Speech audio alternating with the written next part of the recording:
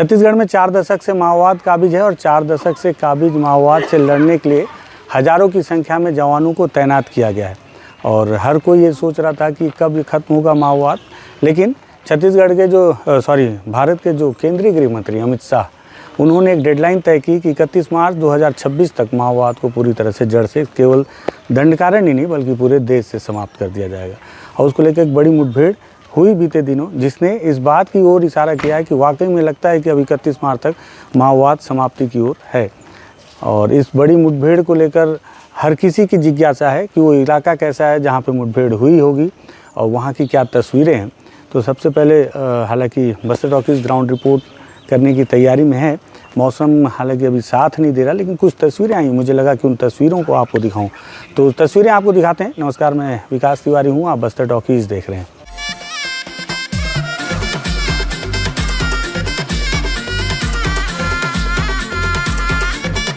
दरअसल सबसे पहले आपको बताऊं कि ये जो पूरी मुठभेड़ है, इसके लिए अगर आपको घटनास्थल पर पहुंचना होगा तो हमारे जो साथी हैं पंकज भदौरिया, वो सबसे पहले उस ग्राउंड पर पहुंचे रिपोर्ट करने के लिए। और उन्हें धन्यवाद देते हुए उनके द्वारा दी गई ये तस्वीरें हैं जो हम आपको दिखा रहे हैं इस वक्त। पंकज जी ने जो बताया कि सबसे पहले वो यहाँ से ओरछा गए और ओरछा से फिर जाटलूर की ओर बढ़ते हुए जब वो आगे बढ़े तब उन्हें लगभग 30 किलोमीटर का सफ़र पैदल तय करना पड़ा। बारिश की वजह से जो मोटरसाइकिल लेके गए थे वो भी जगह जगह फंसती रही और काफ़ी जद्दोजहद के बाद जब वो पूरी रात एक गांव में बिताए और दूसरे दिन घटनास्थल पर पहुंचे तो उन्हें घटनास्थल पर ये सारी तस्वीरें दिखीं जो उन्होंने हमें उपलब्ध कराया। जो तस्वीरें आप देख रहे हैं उसमें आप देख सकते हैं कि वहाँ पर मुठभेड़ के कई निशान आपको दिखेंगे। बांस के पेड़ों में गोलियाँ लगी हैं और बहुत सारे जो अलग अलग पेड़ हैं वो भी गोलियों के निशान से छलनी हो चुके हैं, जो बताते हैं कि उस इलाके में मुठभेड़ तो हुई है। साथ ही साथ उस इलाके में जिस तरह से बारिश की वजह से पूरा इलाका गीला है, तो ये भी बताता है कि वो आलम कैसा रहा होगा जब ये मुठभेड़ हुई होगी और जवानों को भी ये 3 दिन के ऑपरेशन करने में कितनी तकलीफ़ों का सामना करना पड़ा होगा।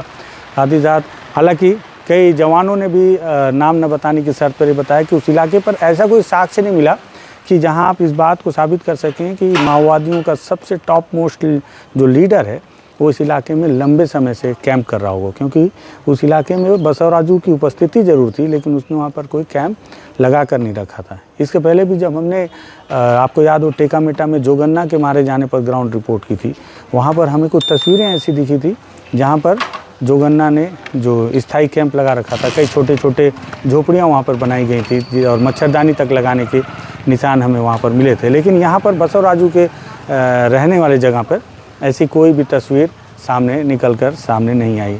पूरे इलाके में 200 से 400 मीटर के दायरे में एक जो बड़ी मुठभेड़ हुई है, तो ऑटोमेटिक वेपन के बहुत सारे खाली कारतूस उस इलाके में पड़े हैं। मारे गए माओवादियों के जूते, उनकी वर्दियाँ, एक वर्दी है, वो वर्दी को देखकर हालांकि थोड़ी सी कन्फ्यूज़न है, क्योंकि इस मुठभेड़ में सबसे पहले एक DRG का जवान शहीद हो गया था। एक जवान ने बताया नाम न छापने की शर्त पर कि जब जवान लौट रहे थे तो उस पहाड़ी के पास जो 3 टीम हो गई थी 3 टुकड़ों में, और 2 टुकड़ियां पहाड़ी के दोनों तरफ से चल रही थी और एक टुकड़ी जब जो पहाड़ के ऊपर चढ़ी सबसे पहली गोली उसे लगी। और किसी ने ये भी बताया, एक अधिकारी ने, कि 3 गोलियां लगी थी उस जवान को और वो घटनास्थल पर ही शहीद हो गए थे।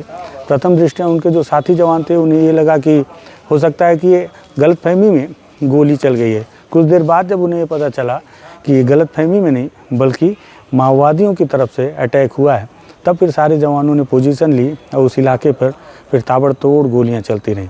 कई ऑटोमेटिक वेपन भी बरामद किए गए हैं और जो सामान हमने आपको पहले दिखाया भी।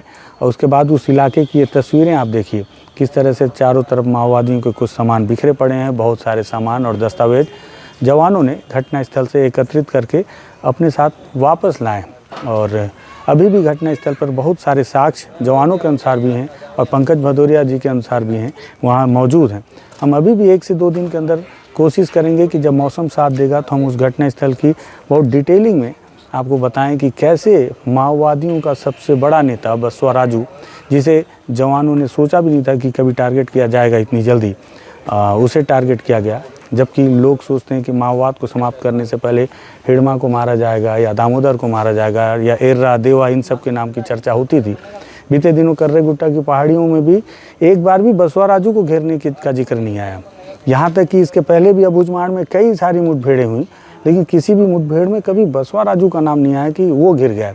यहाँ तक कि जो वेणुगोपाल हैं सोनू दादा के नाम से, वो या फिर जोगन्ना तो मारा भी गया था। कई बड़े लीडरों के नाम जरूर आए, लेकिन बसवा राजू का नाम नहीं आया। और देखिए जिस मुठभेड़ में, जिस ऑपरेशन में बसवा राजू का नाम, हालांकि पुलिस तो गोपनीय रखी थी, अचानक किसी ने सोचा नहीं और सीधे बसवा राजू टारगेट हो चुका है।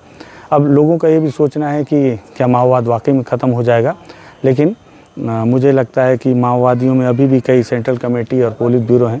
अब ये देखना होगा कि माओवादी पार्टी जो भी आपस में भी चर्चा नहीं कर पा रही, वो अगला महासचिव किसे चुनती है और एक बड़ा नुकसान से वो कैसे अपने आप को उबार पाती है, साथ ही साथ इस नुकसान की भरपाई कैसे करती है, या आने वाले समय में संगठन के क्या निर्णय होंगे।